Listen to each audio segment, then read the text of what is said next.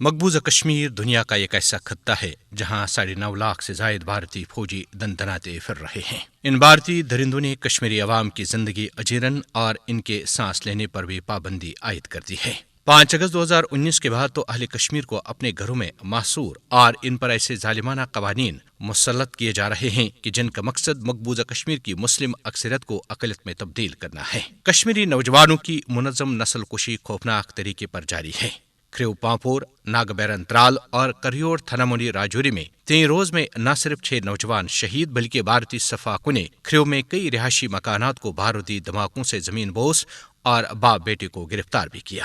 1989 سے مقبوضہ کشمیر میں اب تک 1 لاکھ کے قریب کشمیری بھارتی درندگی کی بھیٹ چڑھ چکے ہیں۔ 24,000 خواتین بیوہ اور 1,08,000 بچے یتیمی کی زندگی بسر کرنے پر مجبور کیے گئے۔ بھارتی صفاقوں نے اسی پر بس نہیں کیا بلکہ 12,000 کشمیری خواتین کی اجتماعی آبروریزی کی، جن میں کنن پوشپورہ کا واقعہ بھی شامل ہے، جہاں 80 سالہ خواتین سے لے کر 8 سالہ بچوں تک کی بھی آبروریزی کی گئی۔